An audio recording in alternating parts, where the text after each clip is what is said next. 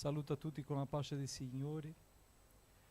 Padre, nel nome di Gesù, veniamo a te stasera per lodare il tuo nome, per benedirti.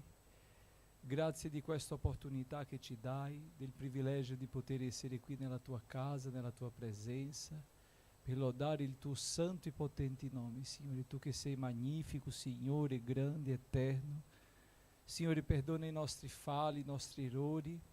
Signore, ti prego di essere con noi, di parlare ai nostri cuori, di consolare ogni persona, ogni famiglia. Signore, in speciale la famiglia del mio fratello Ricky, a lui. Signore, che tu possa portare questo consolo al suo cuore, al cuore della sua famiglia. Nel nome di Gesù, Padre, ti prego di essere con loro, di sostenere in questo momento difficile, del lutto, della perdita. Signore, che tu possa scendere il tuo olio, il tuo balsamo e operare, Signore, nella sua vita. Continua con noi. Benedice anche, Signore, ogni famiglia della Chiesa, ognuno che ti serve qui con noi. Ti prego che tu possa benedire anche la missione. Benedice ogni base missionaria, Signore, benedice ogni fratello, benedice, Signore, ogni porta che tu hai aperto, dove noi, Signore, annunziamo la tua parola, il tuo Vangelo. Continua, Signore, a darci la tua grazia, sia con noi in ogni cosa. Ti prego, Signore, sia con quelli che sono malati, che si trovano in difficoltà. Signore, ti prego che ognuno possa sentire la tua presenza, il tuo sostegno, la tua grazia, perché la gioia del Signore è la nostra forza. Ti prego, Signore, di rinforzare la fede di ognuno, che possiamo tutti, Signore, nel nome di Gesù, essere rinforzati in fede, in grazia. Signore, aiutaci nelle nostre difficoltà. Ti prego di guidarci, Signore, in ogni cosa, perché il tuo nome sia glorificato. Continua con noi, è questo che ti chiediamo. Benedici anche, Signore, la Letizia, che tu possa, Signore, operare nella sua vita un miracolo. Signore, ti prego anche per Gabriele, Signore, che tu possa visitarlo, che tu possa fare un'opera nella sua vita. Benedice i giovani, in speciale, Signore, l'incontro giovanile che ci sarà a Belluno il 20. Signore, che tu possa benedire quell'incontro, che sia veramente così benedetto, che tua presenza sia con noi, che tu apra, Signore, le porte e così possiamo vedere la tua gloria. Ti prego, Signore, anche per tutti quelli che hanno, Signore, messo una causa davanti a te, che tu possa operare, nel nome di Gesù. Amen e amen.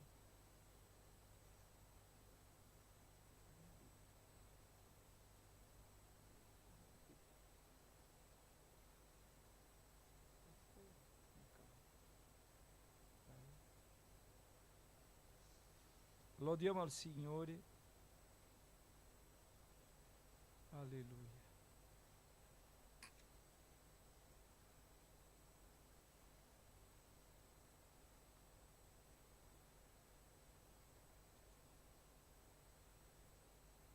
Duecentonovantadue.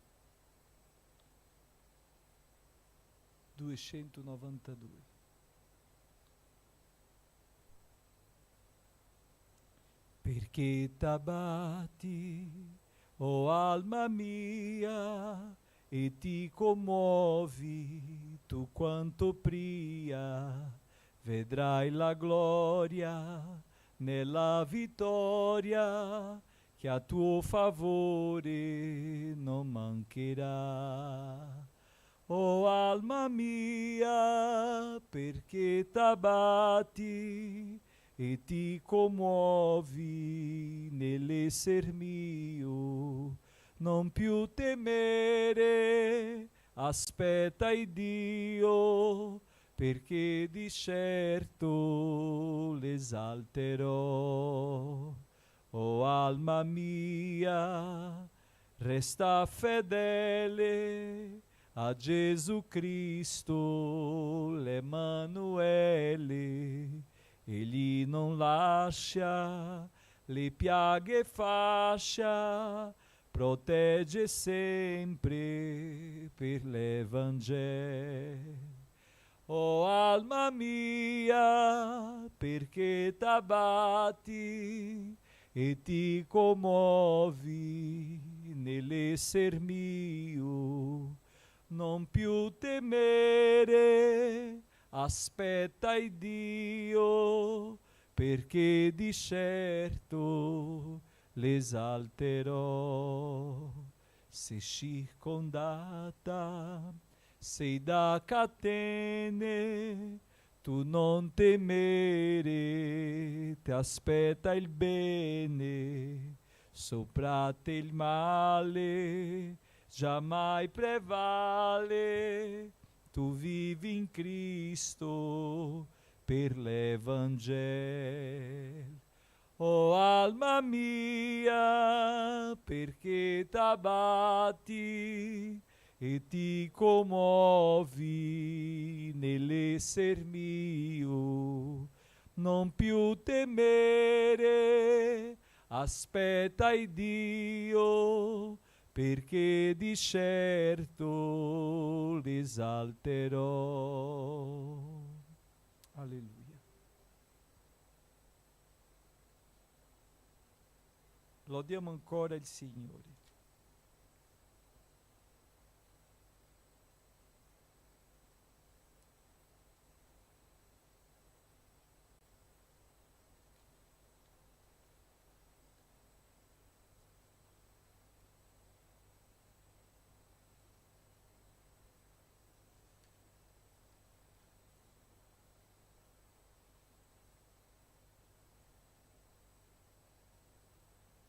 Novanta.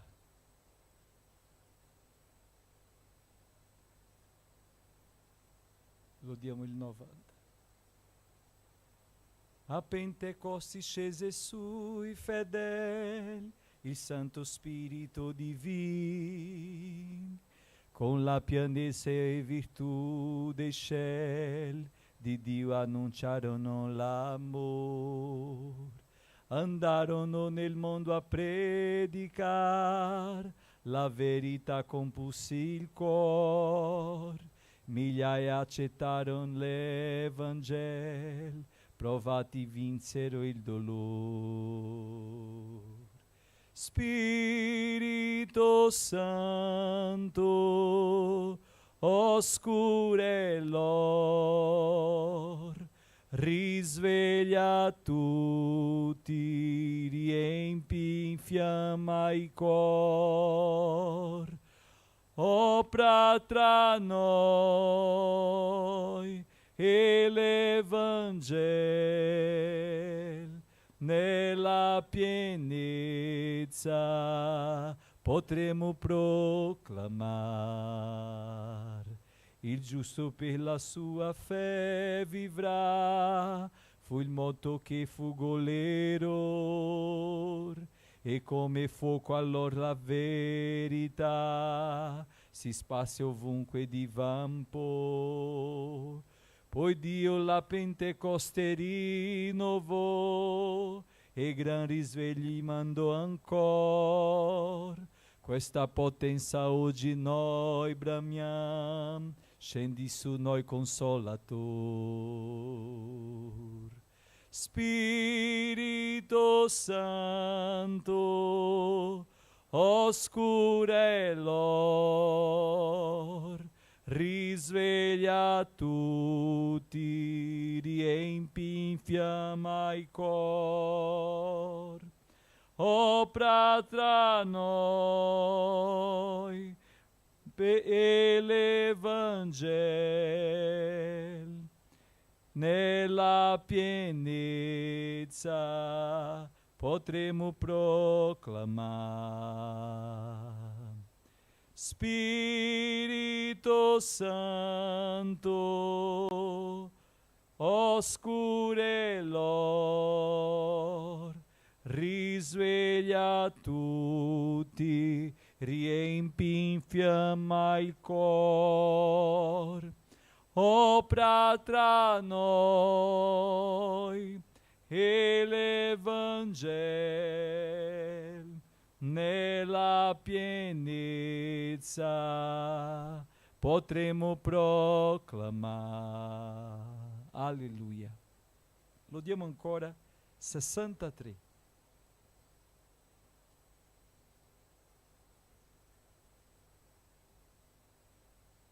Sotto l'ali, Signor, del tuo amore albergar, bramo ignora ripien di virtù, di valore in valor, verso te camminar, mi puoi fare per grazia in Gesù. Sotto l'ali, Signor, del tuo amore alberga, bramo ignora ripien di virtù, di valor in valor, verso te camminar, mi puoi fare per grazia in Gesù. Della vita, Signor, vi è più splenda il sentier che conduce alla santa città. Il sincero mio cor, oh ricchezza del ver, per tua luce la luce vedrà. Sotto l'ali, Signor, del tuo amore alberga, bramo ignora ripien di virtù, di valor in valor, verso te camminar, mi puoi fare per grazia in Gesù. Oh Signor, la tua mano tieni sempre su me, esaltare ti vuole il mio cuore, al glorioso dimani giungerò per la fede e ripieno del grande tuo amor. Sotto l'ali, Signor, del tuo amore alberga, bramo ignora ripien di virtù, di valore in valor, verso te camminar, mi puoi fare per grazia in Gesù. Amen. Mettiamoci in piedi, fratelli, leggiamo la lettura biblica di questa sera che si trova in Matteo capitolo 24 e noi leggeremo dal versetto 9 fino al versetto 14. Matteo capitolo 24 dal versetto 9 al 14. Alleluia. Grande è il Signore.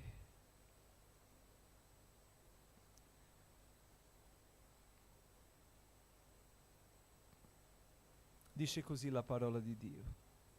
Allora vi abbandoneranno all'oppressione e vi uccideranno e sarete odiati da tutte le genti a motivo del mio nome.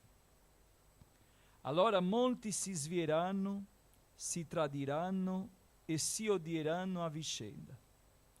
Molti falsi profeti sorgeranno e sedurranno molti, poiché l'iniquità aumenterà, l'amore del più si raffredderà. Ma chi avrà perseverato sino alla fine sarà salvato. e questo Vangelo del Regno sarà predicato in tutto il mondo, affinché ne sia resa testimonianza a tutte le genti. Allora verrà la fine. Amen. Vorrei invitare la mia mamma Paola per fare una preghiera, la preghiera del risveglio spirituale. E dopo noi mediteremo sulla parola di Dio.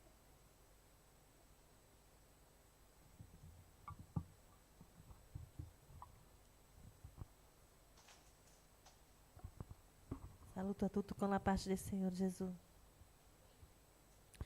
Senhor, nosso Deus e Pai, te louvamos, Senhor, te engrandecemos, ó Deus, porque Tu és o nosso Deus, o Deus da nossa salvação. Tu és um Deus grande, que trabalha de dia e de noite por aqueles que te esperam, Senhor. Deus, nesta noite, Senhor, te pedimos, Senhor, a Tua misericórdia sobre nós. Te pedimos, Senhor, que a cada dia possamos estar fortalecidos na fé. Que possamos, Senhor, a cada dia, Senhor, crescer na graça e no conhecimento da Tua palavra. Ainda que, Senhor, as circunstâncias sejam difíceis. Ainda que os nossos dias sejam como um redemoinho, uma tempestade. Mas tudo passará nesta terra, Senhor. Tudo vai passar. Mas a Tua palavra, ela permanece firme. Meu Deus, eu te peço, Senhor, por cada membro, cada congregado. Eu te peço, Senhor, nesta noite, Senhor, pela vida de Rick, pela sua família, Senhor, que está passando um momento difícil. Mas o Senhor é a nossa força, o nosso consolo. O Senhor é aquele, Senhor, que vai adiante de nós, endireita os caminhos tortos. Quebra as portas de bronze e os ferrolhos de ferro. Muda o tempo e muda as horas. O Senhor é aquele que faz todas as coisas.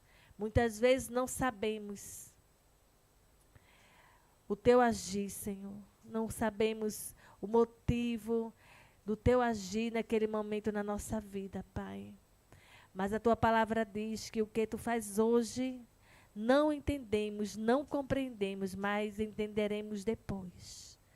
Meu Pai, nós te pedimos, Senhor, nesta noite, pelo trabalho desta igreja, Senhor. Pelo trabalho missionário. Te peço, Senhor, pelos aqueles que estão enfermos, que o Senhor estenda as suas mãos de cura, de livramento, de bênção, Senhor, sobre cada vida, Pai. Visitando os hospitais, visitando aqueles que estão doentes, Senhor, na sua casa, no seu leito, que o Senhor estenda as mãos, porque o Senhor é médico por excelência, Pai. O médico, muitas vezes, precisa de fazer exames para ver o interior do homem, mas o Senhor conhece cada um do fio do cabelo à planta dos pés, porque foi o Senhor que fez o homem. E conhece cada órgão, cada necessidade. Conhece, Senhor, aleluia, cada problema, Senhor. E para Ti não há nada difícil, meu Deus. Senhor, que possamos, aleluia, nesta noite nos alegrar, Senhor, com a Tua palavra. Se alegrar, Senhor, com a presença do Teu Espírito Santo neste lugar, Senhor. Porque, Senhor, Tu é o nosso Deus. Somos dependentes de Ti, Senhor. Aleluia, Tu é o nosso bem maior. É tudo o que precisamos, que necessitamos, Senhor. É da Tua presença em nossa vida, Pai. Meu Deus, eu te peço, Senhor. Abençoa, Senhor, nosso pastor. Dê saúde a ele. Repreenda toda a enfermidade, Senhor, na sua vida, Pai, nesta noite, em nome de Jesus. Usa ele como instrumento para falar à Tua igreja nesta noite, Senhor. Usa ele para nos ensinar, para nos exortar, para que possamos, Senhor, guardar a Tua palavra em nosso coração, Pai. Deus, os dias são difíceis. Aleluia. Mas maior é o Senhor. Aleluia. Maior do que as trevas é o Senhor. O Senhor é grande. é poderoso, é fiel. Aleluia. Abençoe as crianças, os adolescentes. Aleluia, Senhor. Mande levitas, trabalhadores para a tua casa, Senhor. Aleluia. Abençoa, Senhor, a cada família. Aleluia. Veja aqueles que estão afastados, aqueles que saíram, Senhor, do teu redil, que o Senhor venha trazê-los de volta, colocando uma unção de saudade, Senhor, no seu coração, meu Deus. Veja aqueles que estão com o coração endurecidos, mas a tua palavra diz que tu tem um martelo que esmiuça a penha. Aleluia. Glória a Deus, que foi o Senhor quem nos escolheu. Aleluia. Vá, Senhor, preparando, separando, quebrantando os corações. Aleluia, usando cada um, aleluia, como instrumento para levar a tua palavra. Veja os trabalhos da igreja. Senhor, Deus a dia, dê sabedoria a cada um para pregar o teu evangelho, Senhor. E que teu Espírito Santo venha alcançar, Senhor, essas vidas, Pai. Nos abençoe, nos ajude, Senhor. Seja conosco, hoje e sempre. É o que te pedimos, Senhor, e já te agradecemos, em nome de Jesus.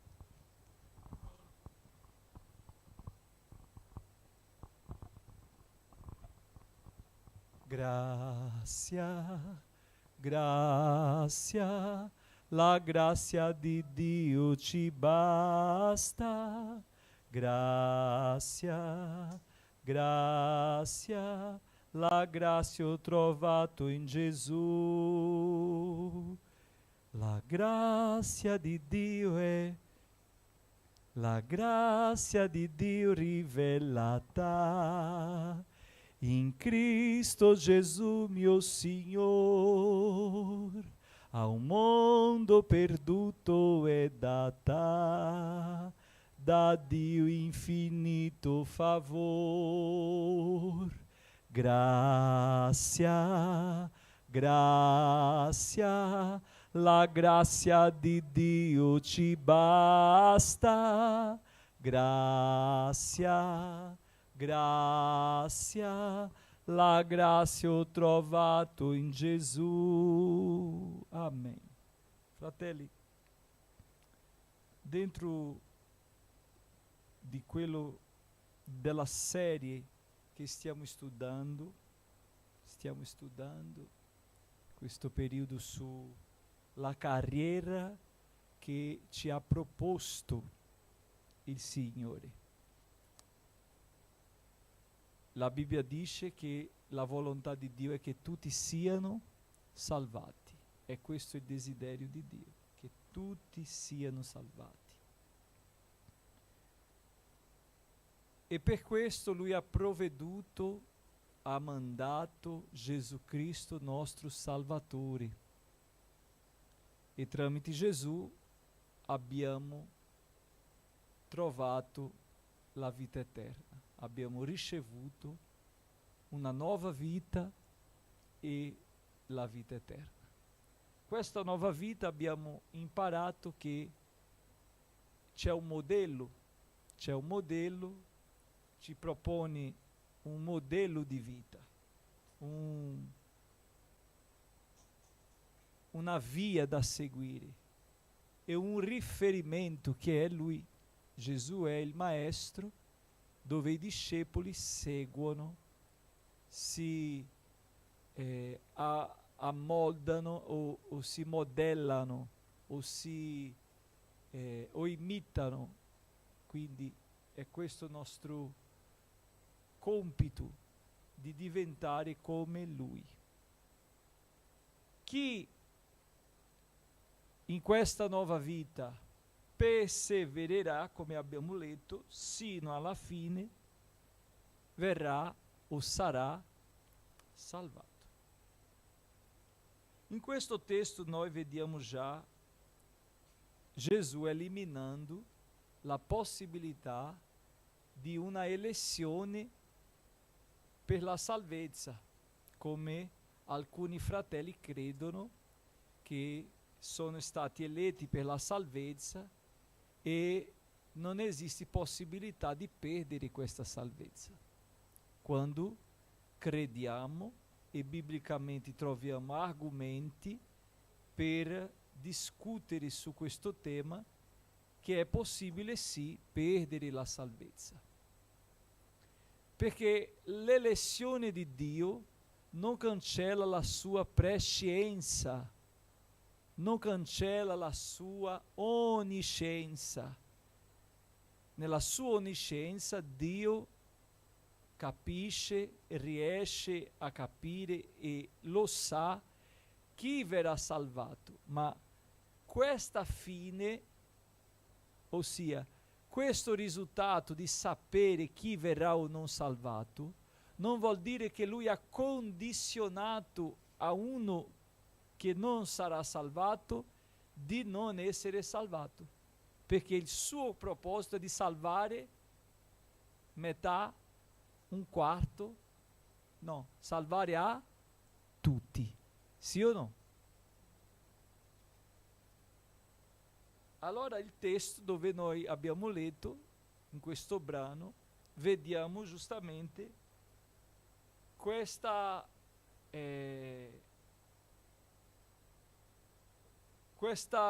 cancellamento, quando Gesù cancella questa possibilità. Perché a volte le persone, pensando che verranno salvati di qualche modo, allora io posso vivere la vita come voglio. E durante questo percorso che abbiamo fatto sulla carriera che ci ha proposto il Signore, noi abbiamo imparato che sia dal momento che abbiamo creduto, dobbiamo confessare Gesù Cristo, no? Paolo ha detto ai Romani che chi con la sua bocca confessa e con il suo cuore crede, verrà salvato. Questo è il primo passo. È il primo passo. Ma c'è sempre una condizione. Non è che Dio, la salvezza di Dio viene condizionata. No, siamo noi che veniamo condizionati a un modello per essere salvati. Una volta salvati, non siamo salvati per sempre. Una volta salvati, abbiamo un percorso da seguire. E magari, se noi, in quel momento, come Paolo ha detto, se muoio, per me è lucro. Perché stava dicendo questo? Perché uno che muore in Cristo è esento della possibilità di rischiare e perdere la salvezza. Ma noi che siamo ancora qua, dobbiamo, come Gesù ha detto, vigilare e pregare. Come sta scritto nella lettera di San Paolo ai Tessalonicesi, pregate senza fermare. Pregare in ogni momento. Ma la parola dice anche che dobbiamo vigilare. Vigilare perché? Gesù stesso ha risposto, perché lo spirito è pronto, ma la carne è debole. E noi ancora non siamo stati glorificati. Non avendo questa trasformazione che riceveremo al futuro, nel momento del rapimento della Chiesa, siamo ancora propizi a peccare e a perdere la salvezza se non ci ravvediamo. Comunque, comprendendo questo percorso, questo modello, ci sono istruzioni finali che Gesù ci dà sulla fine della nostra carriera. Lui ci dà dei segni per farci capire e anche per avvertire a ognuno di noi le difficoltà che ci saranno alla fine. Abbiamo parlato settimana scorsa di una fede concreta, non liquida. non una fede che fa riferimento a una struttura. Io non sono credente per causa del pastore, non sono credente per causa della Chiesa, io sono credente per causa di Cristo. Quando i discepoli volevano fare vedere a Gesù gli edifici del Tempio, che era il loro orgoglio. Abbiamo parlato su questo, dicendo che nella fine noi non possiamo avere una fede così superficiale a punto di direzionarla alle cose, alle persone, perché le cose passano e le persone finiscono, falliscono, sbagliano, mollano. Se io oggi vi dessi opportunità qui al microfono per dare un esempio, se conoscete qualcuno che ha iniziato nella vita spirituale con te, se c'è ancora questa persona. Se tu non conosci qualcuno che è cascato e è rimasto indietro, sì o no? Io conosco, purtroppo, perché la Bibbia dice che chi è in piedi abbia cura di non cadere. La nostra condizione spirituale non è merito nostro, ma noi possiamo condizionarla cercando il Signore. Una volta che noi cerchiamo il Signore, riceveremo dal Signore la conoscenza e la potenza. Per questo la parola ci invita a conoscere e continuare a conoscere il Signore. Non solo sapere, io ho sentito parlare. No, io conosco e continuo a cercare a conoscerlo. Quando noi siamo neofiti, neonati nella fede, abbiamo una sete molto grande di leggere la Bibbia. Abbiamo un desiderio grande di studiare. Un pastore un giorno mi ha detto: Victor, per iniziare bisogna emozione. L'emozione fa parte dell'inizio, tutta quella emozione. Io a volte vedo i fratelli che sono consacrati, operai, diaconi, presbiteri, evangelisti, pastori, e io vedo le persone dicendo auguri, auguri, facendo auguri. Ma auguri per cosa? Perché noi non abbiamo ricevuto un premio. È vero che è un grande onore, ma abbiamo ricevuto più che un onore, una grande responsabilità. È come la parola parla della parabola dei talenti. Uno ha ricevuto uno, un altro 2, un altro 5. Quindi nel capitolo 25, secondo la sua capacità, dice la parola. Ma nessuno è venuto a fare auguri a quelli. Nessuno, perché loro hanno ricevuto un grande impegno, di grande responsabilità. L'opera di Dio non deve essere fatta come se fossimo stelle, come se fossimo, se meritassimo. La Bibbia dice che tutti i doni preziosi provengono da chi? Dal Padre della luce. Tutti i doni, se tu canti, se tu predichi, se tu servi, se tu gestisci, se tu pulisci, se tu tutto è Lui che ci dà. Mi fa ricordare in Esodo 23 quel percorso, quando loro quando Mosè è sceso dal monte, e il Signore ha detto: guarda Mosè, io voglio abitare in mezzo a voi, fate un tabernacolo. E dentro il popolo c'era uno che lavorava con ouro, ma lì chi stava svolgendo il suo ufficio, il suo mestiere? Nessuno. C'era lì una mina di ouro? Non c'era. Il falegname che ha lavorato con il legno di acacia per preparare le stanghe, l'arca e tutto quanto, stava lavorando? Era impegnato lì? Aveva un impegno di lavoro? Chi poteva dire questo è falegname, questo è ourive? Ma Dio conosce, perché è Lui che ha dato il dono e il talento, ci ha fatto ricevere, avere. E come dice quella canzone, i miei doni, i miei talenti sono per servirti.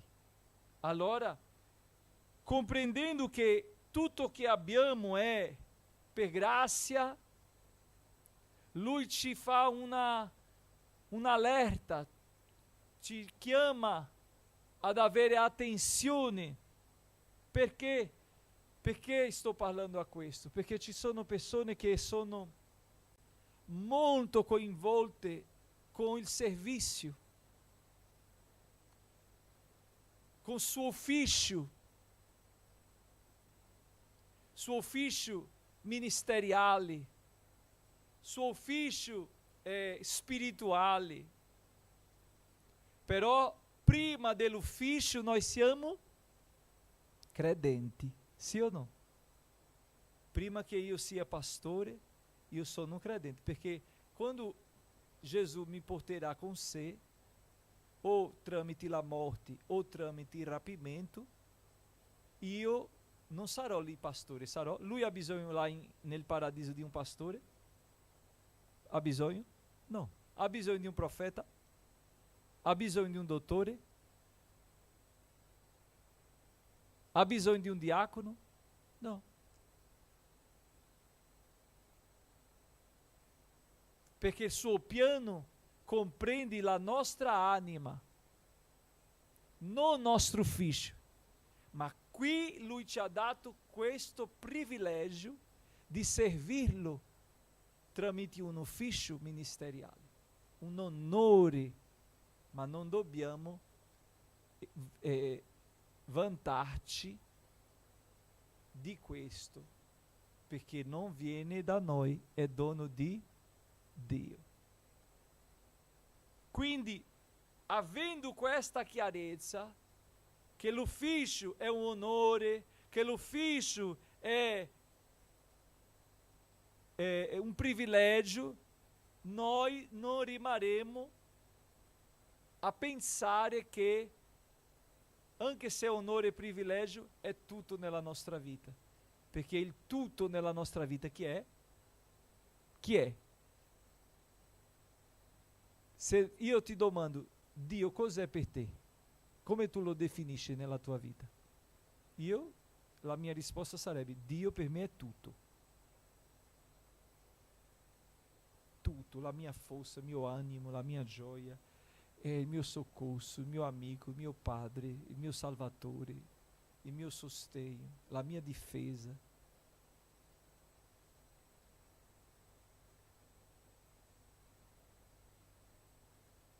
Quando noi compreendiamo questo, noi ci comportiamo diversamente, ma non solo nel comportamento interferisce anche nella nostra fede, perché ci sono persone che sono credenti solo per quello che fanno, per ciò che esercitano, per l'ufficio che portano.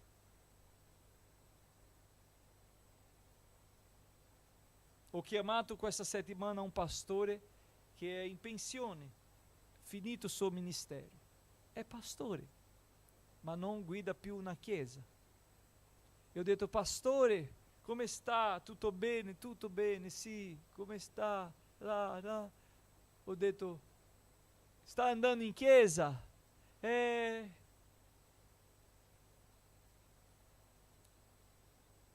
Ho detto, ma quando tu eri pastore hai mancato di andare in chiesa? No. E perché adesso? Tu hai salute per andare? Sì. Ce l'hai la macchina che tu vai fino là? Sì. Allora, perché a volte io percepisco che le persone quando non hanno un ufficio, non hanno un impegno con Dio, come un credente. Ci sono persone pure che entrano in crisi. Ci sono altri che dobbiamo, per fare venire o per fare essere un credente, dobbiamo dare proprio una funzione. No, pastore, occupa lui, occupa lei, perché se tu occupi, se tu dai qualcosa, allora questa persona avrà più impegno.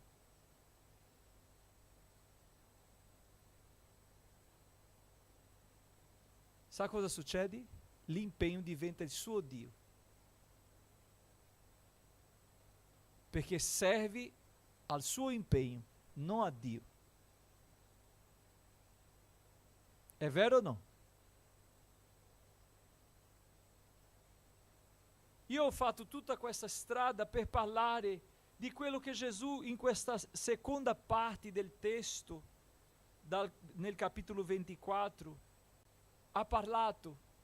Nella seconda parte del testo lui ha parlato di momenti difficili che potrebbero succedere, accadere nella vita di un credente, di un cristiano, di un uomo, di una donna che serve al Signore. Lui ha detto, allora vi abbandoneranno. Lui parla di abbandono, lui parla di oppressione. Versetto 9, allora vi abbandoneranno all'oppressione e vi uccideranno e sarete odiati da tutte le genti. E allora viene la causa, a motivo del mio nome. Leggiamo Marco capitolo 8, versetto 38.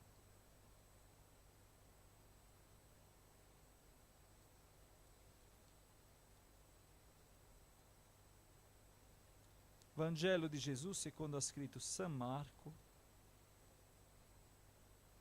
capitolo 8, versetto 38. Vedete come dice la parola? Perché se uno si sarà vergognato di me e delle mie parole in questa generazione adultera e peccatrice, anche il figlio dell'uomo si vergognerà di lui quando verrà nella gloria del Padre suo coi santi angeli. Gesù nel capitolo 24 di Matteo parla che per il suo nome noi verremo odiati, uccisi, oppressi, abbandonati. Ma ci sono persone che non vogliono queste cose e stanno negoziando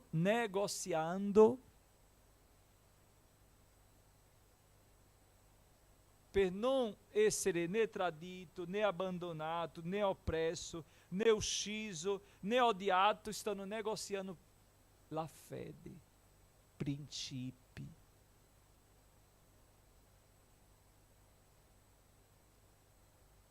Pensando che non tanto è normale. Mi fa ricordare dei figli di Arone. Sarà che Dio non considerava Arone, fratelli? Sì o no?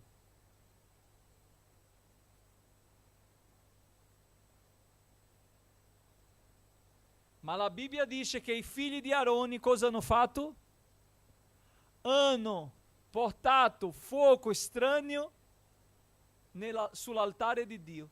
E per causa di quell'attitudine, cosa è successo con loro? Sono stati uccisi. Il Signore li ha ammassato. Dio considerava Arone o no? ma ha negoziato i suoi principi? A volte noi, per essere una persona amata, avere il favore di tutti, negoziamo principi, non correggiamo. Diciamo anche che le cose giuste non sono giuste, o che le cose ingiuste sono giuste, o che va bene, va bene. Chiudiamo gli occhi, perché il nostro ufficio vale di più.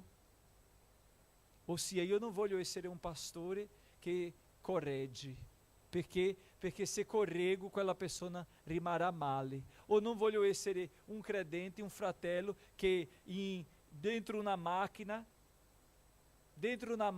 entra, e in quella macchina c'è tutta una musica mondana e un altro sta cantando la musica mondana e io non dirò niente, perché no, io non dirò niente, è con lui. È con lui? Solo con lui? Ah no, ma io non faccio. Ma tu sei omesso. Omissione.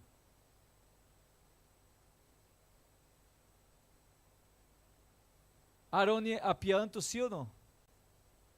La perdita dei suoi figli, sì o no?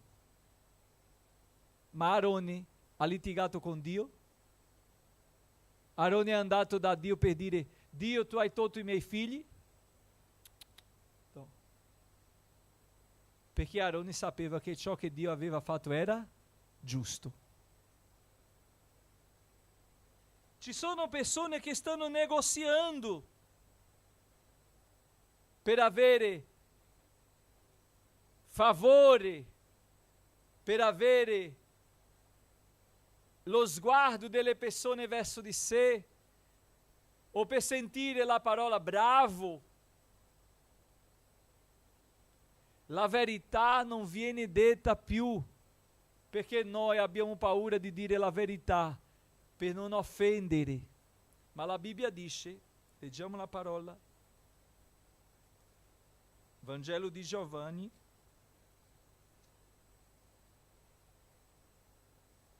capitolo 8.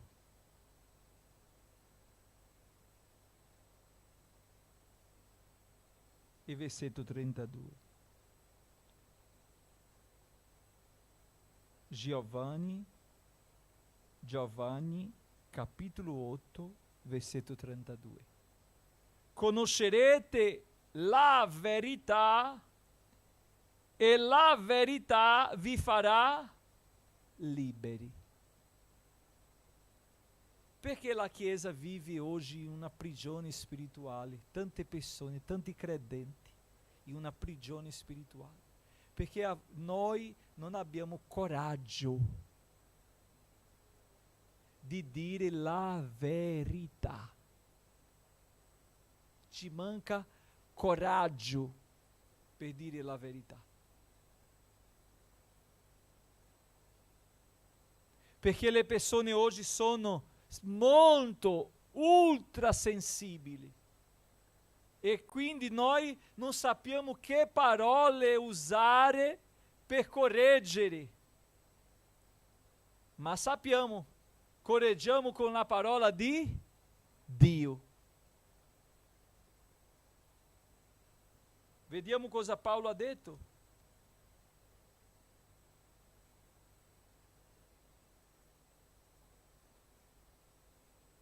Prima Corinzi, capitolo 11.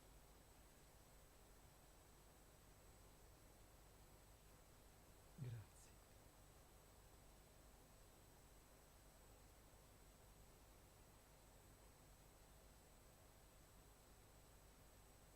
Capitolo 11,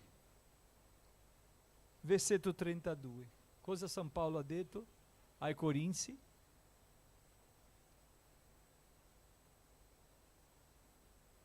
Prima Corinzi, capitolo 11, versetto 32. Ma quando siamo giudicati, siamo corretti dal Signore per non essere condannati con il mondo.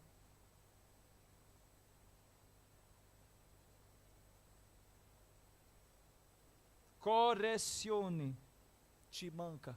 Manca correzione per i bambini, manca correzione per gli adolescenti, manca correzione per i giovani, manca correzione per gli adulti. Non c'è, perché nessuno vuole essere corretti. Una volta che noi non siamo corretti, siamo lì ad essere condannati, sì o no? Perché la correzione ci salva, ma l'omissione ci condanna. Quando noi non correggiamo, noi stiamo condannando una persona e stiamo peccando, perché omissione è peccato. Prega, Signore, fammi trovare nella tua parola un testo perché io possa riferire a mio fratello e correggerlo in amore. Dammi le parole giuste, ma questo fratello viene corretto. Questo bambino viene corretto. A volte i genitori fanno, non faccia questo, perché? No, guarda, vieni qua. Tu non devi fare questo perché la parola di Dio ci dice così. Non perché io sono autorità soltanto, perché io sono sotto un'autorità. E chi è l'autorità nella tua vita? Nella mia vita è la parola di Dio, è l'autorità. È la parola che comanda la mia vita. Per questo i comandamenti non vengono chiamati suggerimenti. I comandamenti vengono chiamati comandamenti perché non sono negoziabili, gestibili. I comandamenti vengono seguiti, vissuti. E ci sono persone che stanno gestendo i comandamenti, i principi di Dio. Per causa di cosa? Della persecuzione, della gente.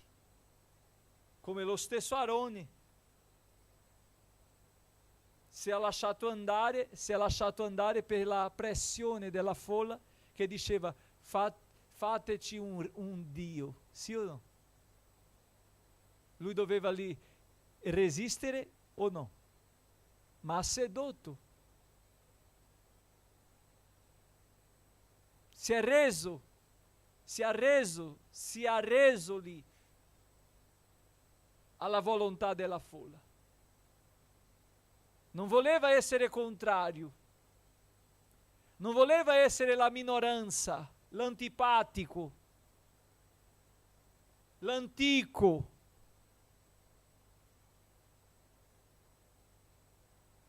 Oggi per parlare ai giovani, perché devi guardare le parole, perché loro. E il Vangelo cos'è? Se non lo stesso, da sempre. Non esiste un'altra via, fratelli.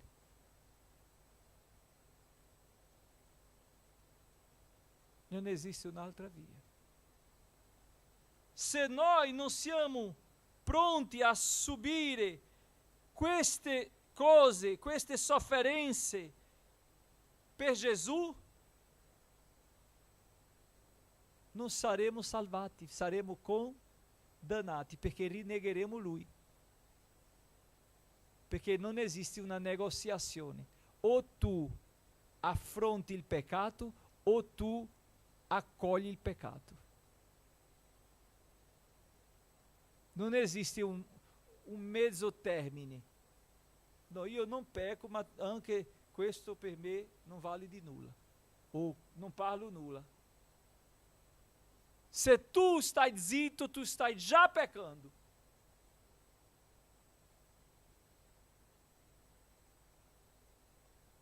perché non c'è spazio per tiepidi nel regno di Dio. O sei caldo o sei freddo, o tu ti dichiari sono del mondo o tu ti dichiari sono di Cristo. Ma io sono uno affezionato. No, con Cristo non c'è né affezione né passione. O tu ami, perché quando ha chiesto a Pietro, mi ami tu? Lui non ha detto, tu mi piace, o io, non so l'espressione come dice, tu mi vuoi bene? Non ha chiesto se gli voleva bene, perché non interessa. Gesù voleva gesto, un gesto d'amore. Gesù vuole da noi gesti d'amore. E questi gesti d'amore è essere capace di subire qualsiasi cosa. No, fratello, questa in chiesa non si può. Un giorno ero in un culto di preghiera che c'è in Brasile con le donne, no? Círculo di orazione. E c'era una sorella, un fratello era lì a parlare e ha cominciato a parlare le cose che non erano bibliche. E quella sorella si è alzata, ha suonato il campanello, ha detto, mettiamoci in piedi, fratelli, mettiamoci in piedi, facciamo una preghiera ora. Io chiedo scusa al fratello, ma lui non sta parlando le cose giuste. Facciamo una preghiera e continuiamo il programma della preghiera di oggi. Antipatica, dura, maleducata, ha chiamato lei di tutto questo. E lei non ha negoziato. No, io non permetterò che tu dia palha secca, fogo estraneo sull'altare di Dio. Qui no. Se un altro luogo tu vai e parla le tue cose e loro ti permettono, è un problema tuo e di loro, ma qui, se io ci sono, no. Ma oggi è tutto negoziabile. È la famiglia che la ragazza dorme dal ragazzo, credenti. È normale, sai pastore, qui è normale.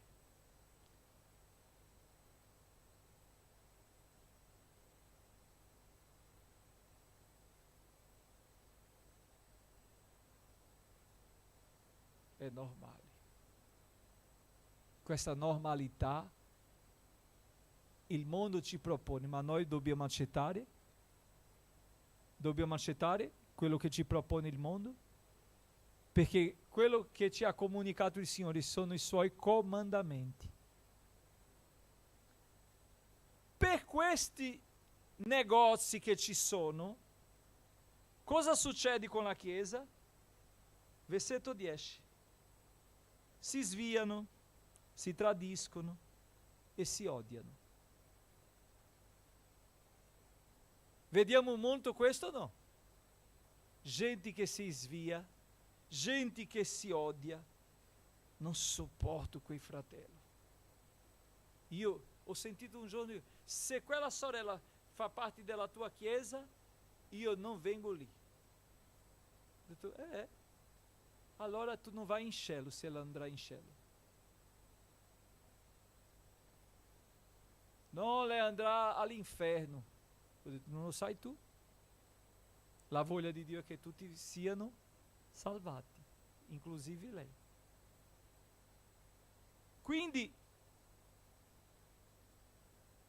la causa di rinnegare Gesù, perché pensiamo che rinnegare Gesù è dire come Pietro soltanto, io non ti conosco. No, è negoziare i suoi principi. Noi rinneghiamo Gesù quando noi negoziamo i suoi principi, la sua legge, negoziamo i suoi comandamenti, negoziamo la sua parola. Noi rinneghiamo Gesù perché allora non stiamo facendo. È come un amico che davanti a lui io abbraccio e dietro sto a sparlare.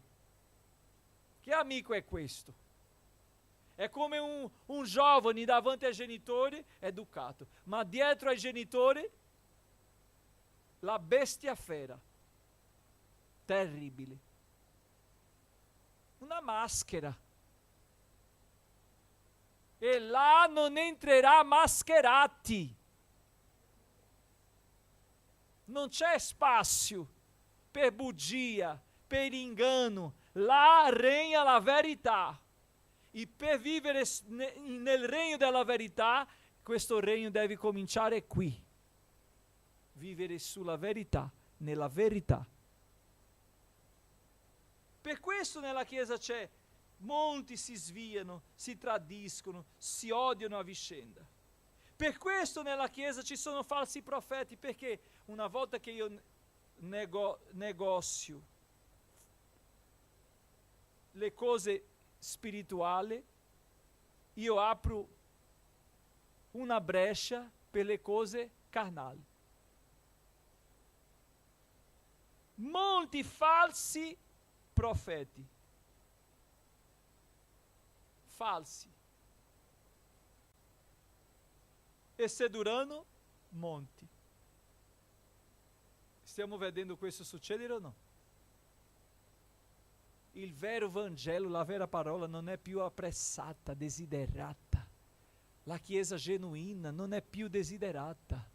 Oggi dobbiamo fare a modo loro, dobbiamo adeguare.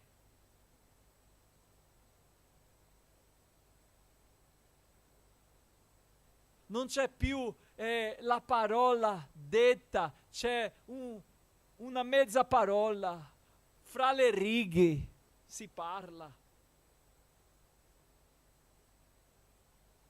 E Gesù non parla fra le righe, Gesù non menziona mezze parole, Gesù parla la parola e ci ha lasciato la parola. Ma qual è l'intuito di questi falsi profeti? Gradire la folla, perché vuole avere il privilegio della folla. Ma la parola del Signore dice: di che vale l'uomo guadagnare tutto il mondo e perdere la sua anima? Di che vale?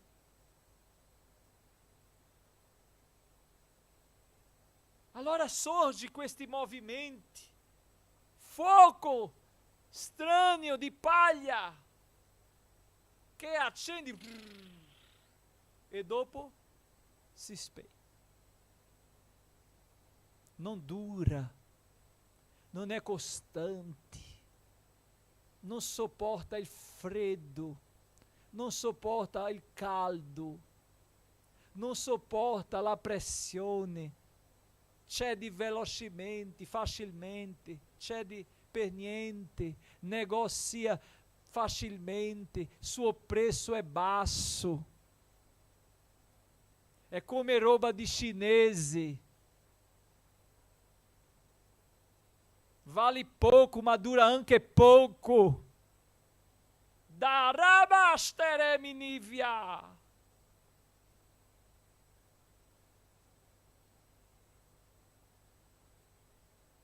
Non vogliamo faticare.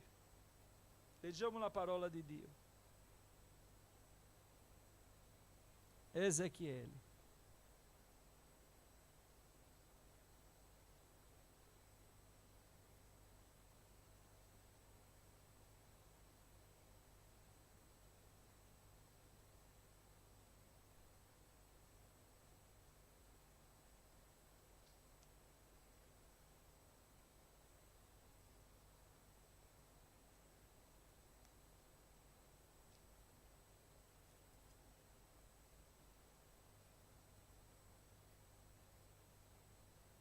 Aleluia.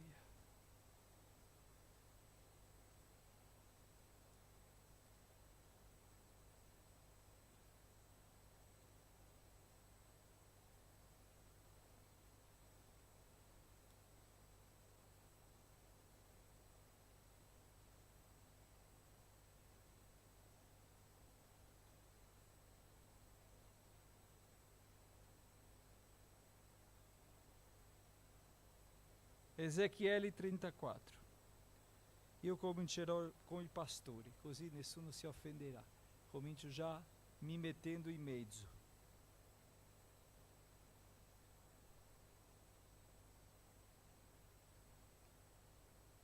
(34) dice: la parola del Signore mi fu rivolta in questi termini: figlio d'uomo, profetizza contro i pastori di Israele. Profetizza e di a quei pastori: così parla il Signore Dio, guai ai pastori di Israele che non hanno fatto altro che pascere se stessi. Non è forse il gregge quello che i pastori debbono pascere? Voi mangiate il latte, vi vestite della lana, ammassate ciò che è ingrassato, ma non pascete il gregge. Voi non avete rafforzato le pecore deboli, non avete guarito la malata, non avete fasciato quella che era ferita, non avete ricondotto la smarrita, non avete cercato la perduta, ma avete dominato su di loro con violenza e con asprezza. Esse, per mancanza di pastori, si sono disperse, sono diventate pasto di tutte le bestie dei campi e si sono disperse. Le mie pecore si smariscono per tutti i monti e per ogni alto colle. Le mie pecore si disperdono su tutta la distesa del paese e non c'è nessuno che se ne prenda cura, nessuno che le cerchi. E viene la sentenza.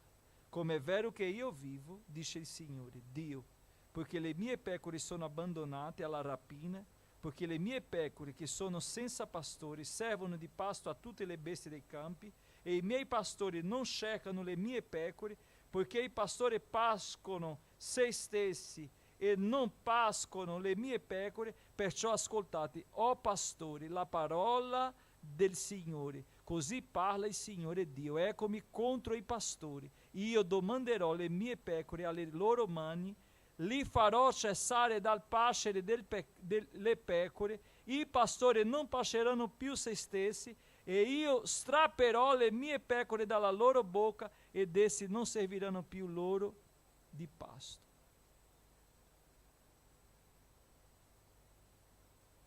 Negoziabile o no? Stiamo negoziando o no? Sì. Sì. A cominciare da noi pastori. Ah, perché questa medicina è forte, non sopporterà. No, dà la medicina, cura la malata.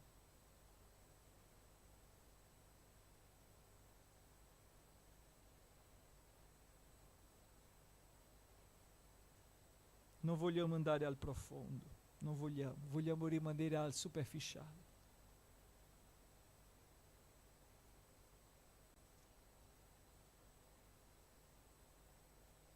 Leggiamo ancora.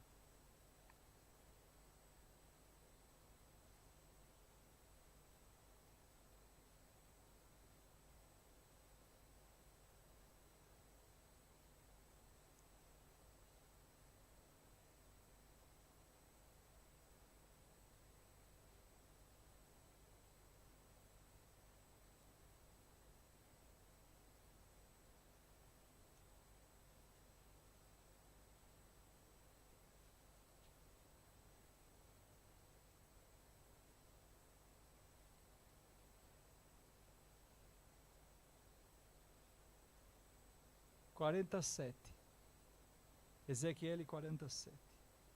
Io ho parlato dei pastori già perché parla di quello che è la guida, allora tutti sono già lì inclusi, perché se parla ai pastori, parla alle pecore, parla alle persone, parla ai fratelli, parla a tutto, sì o no? Attenzione, attenzione.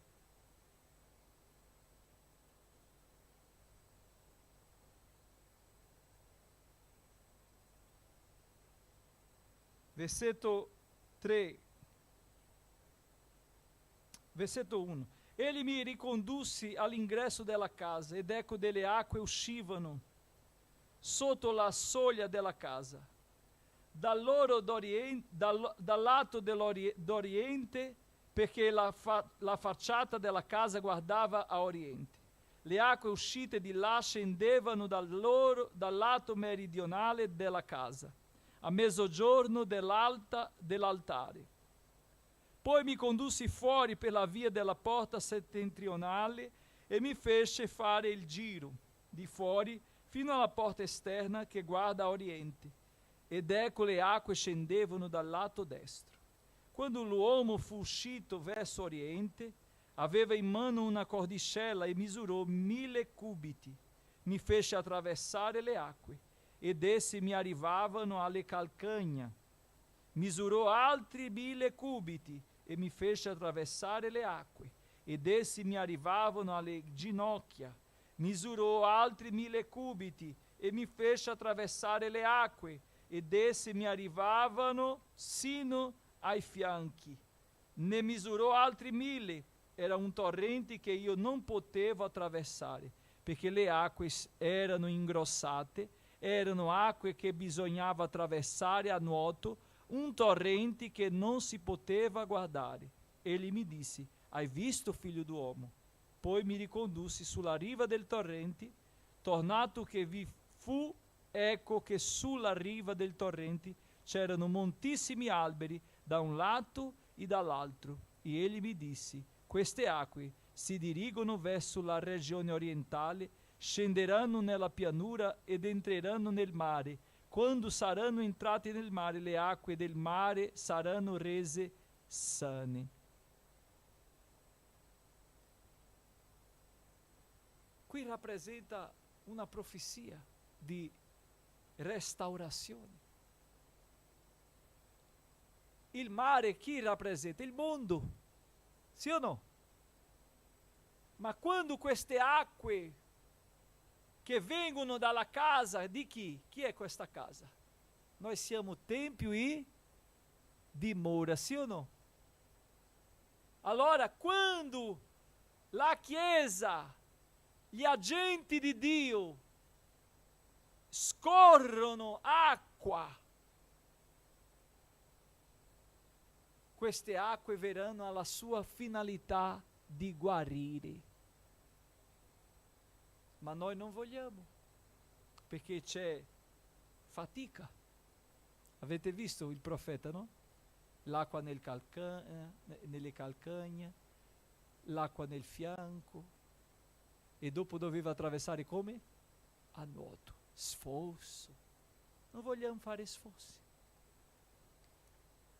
Per questo la Chiesa oggi è nutrita di cibo artificiale, cibo che non nutrisce, che non riempie, gonfia. È bella ma è vuota. Una redundanza, è piena ma è vuota. Perché sono credenti che non sanno nemmeno perché sono credenti. Non hanno una fondamenta, una base, una struttura. Sono qui perché mi piace i cantici, il gruppo di lode bello, tutti questi strumenti, queste luci, questo colore, la gente, mi piace il pranzo che fa il pastore ogni domenica.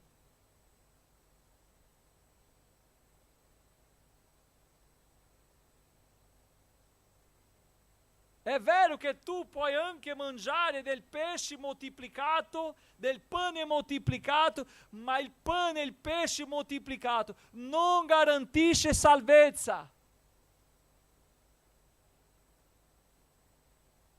È compassione di Dio, pane e pesce, ma non è salvezza, non è vita eterna. Era così che i discepoli volevano mandare via la folla, sì o no? nella moltiplicazione dei pani e pesci. Sono molti e noi non abbiamo. Ossia, se quelle persone fossero anche discepoli, andavano via o rimanevano? Rimanevano, sì o no? Ma perché i discepoli volevano mandare via? Perché sapeva che loro erano lì solo per sfruttare. E ci sono persone con le sue intenzioni di sfruttare. Ma sarà saziato. Perché Gesù sazia tutti. Ma questo non vuol dire che sarai nutrito, trasformato, cambiato, rigenerato e non verrai glorificato. Gesù ha detto: voi venite per il pane che io vi do.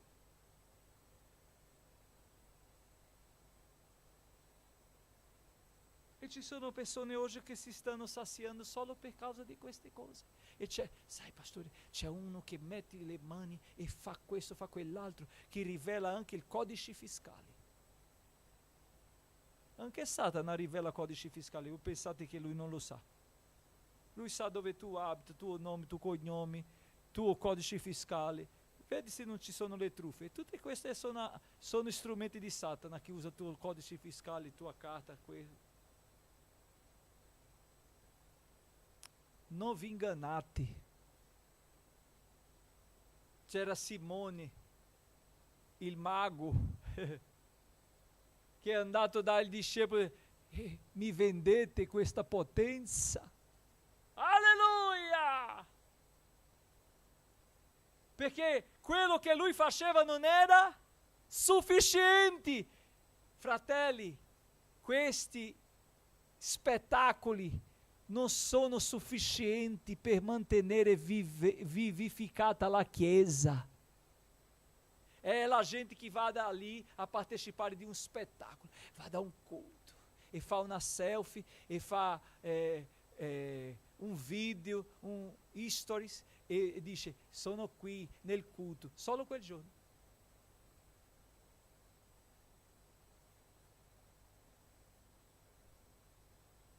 È solo per riempire la folla di pane e pesce.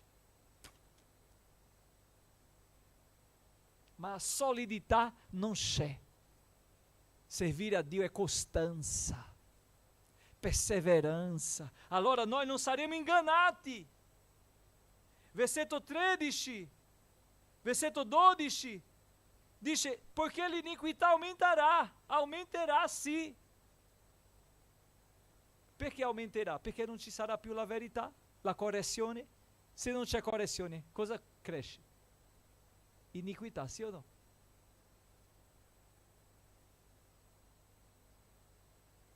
E cosa succede? Le persone più, che sono persone che tu guardi e dici: quella persona è un vero credente. Tu sentirai: quella persona non vuole più fare pastore, non vuole più fare questo, sta abbandonato. Perché la pressione dell'iniquità è cresciuta. Ma perché è cresciuta? Perché tu non hai combattuto. Tu sei più, ma tu sei omesso. Di che vale noi essere pieni per noi? È questi incontri che facciamo in chiesa. Facciamo un grande evento. Pastore, perché tu non fai un evento in chiesa? Per cosa? Qual è il proposito di questo evento? Non perché noi perché noi possiamo essere rinnovati, pieni. Per quale proposito essere pieno? Per andare al lavoro e vedere quella situazione e non dire niente? Per essere a casa conniventi?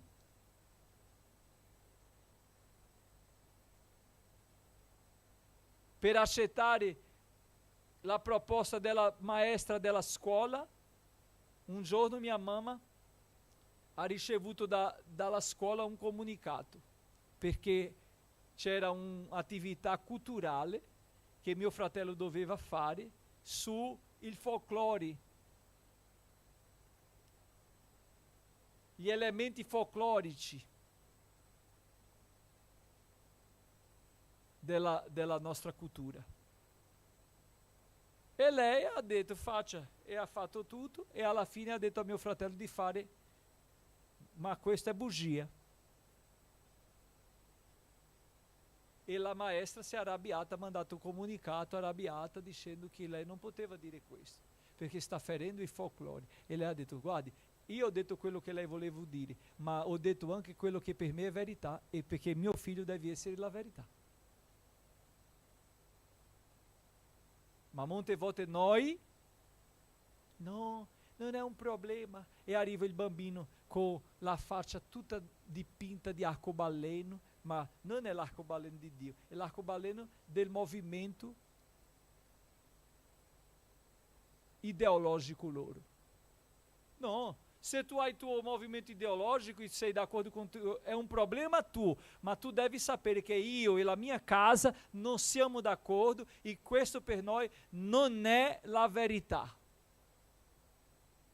E non è normalità.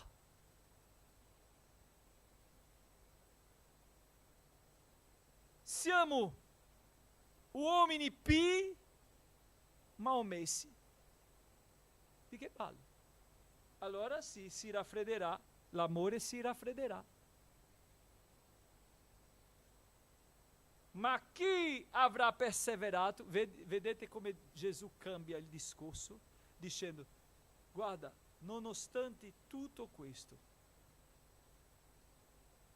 abbandono, oppressione, morti, odio, gente che tu non aspetti che si svierà, che ti deluderà, che cadrà per terra, che non sarà più partecipe, che lascerà, che non sarà agente di Dio. Nonostante tutto questo, chi avrà perseverato sino alla fine sarà salvato.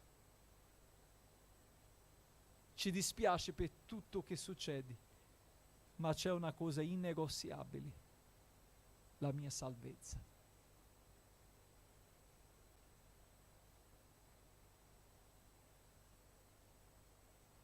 Allora la parola dice, e per questi che vogliono essere salvati, che sono coscienti, che vogliono la salvezza, io userò per cosa? Perché questo Vangelo del Regno sarà predicato in tutto il mondo, affinché ne sia resa testimonianza a tutte le genti. Gesù non sta dicendo perché tutti siano salvati, si convertino. Resa testimonianza o di grazia o di giudizio. Grazia per chi riceverà e giudizio per chi rifiuterà. In quel giorno non potrà dire non ho ricevuto niente. Allora verrà la fine. Amen? Se noi non siamo attenti a queste cose, saremo sedotti,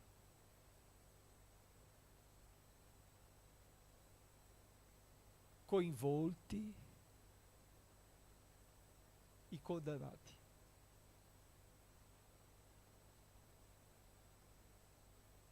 Se Dio vuole, la prossima settimana parleremo delle profezie bibliche escatologiche, no?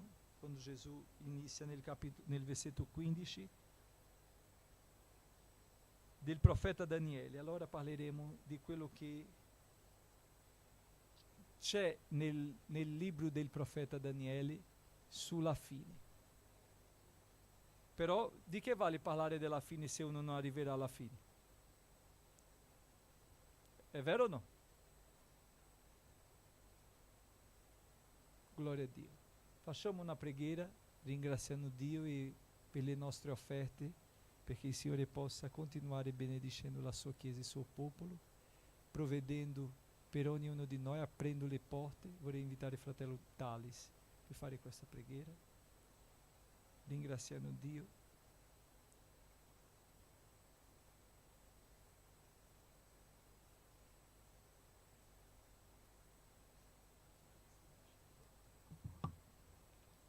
Pace a tutti. Senhor Jesus, aqui estamos, Senhor, na Tua presença. Te apresentamos neste momento, Senhor, todos os dizimistas e ofertantes da Tua casa, Pai. Que o Senhor continue abençoando, multiplicando, abrindo as portas, Senhor. Deus eterno e santo, abrindo as janelas do céu sobre a vida de cada um dos Teus filhos, Senhor. Que o Teu povo possa contribuir mais e mais, Senhor, com a Tua obra, pois Tu és aquele, Senhor, que nos dá todas as coisas, inclusive, Senhor, o dinheiro que há em nossas contas e no nosso bolso, Senhor. Tudo vem de Ti. A Tua palavra nos diz, Senhor, que o homem não pode receber coisa alguma se não for dada do céu. Então, se temos, é porque o Senhor nos deu primeiro. Em sinal de reconhecimento, Te damos, Senhor, também as nossas finanças. Pai, muito obrigado por tudo.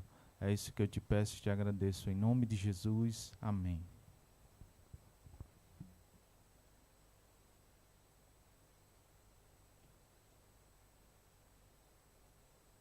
Mentre offriamo, cantiamo il nostro parte del coro. Grazia, grazia, la grazia di Dio ci basta. Grazia, grazia, la grazia ho trovato in Gesù. La grazia di Dio rivelata in Cristo Gesù mio Signor, ao mondo perduto è data da Dio infinito favor. Grazia, grazia, la grazia di Dio ci basta. Grazia, grazia, la grazia ho trovato in Gesù. Amen. Che Dio benedica tutti i miei fratelli, quelli che sono anche con noi in diretta. Un abbraccio grande, non dimenticare di lasciare vostro mi piace, condividere questa diretta con altri, perché possiamo essere benedetti dalla parola di Dio. Amen. Ringraziamo il Signore di questa sera e di tutto quello che ha fatto. Preghiamo per tutto il progetto del Signore, la sua opera, perché Dio ci aiuti in ogni cosa. Amen. In piedi ringraziamo, fratelli.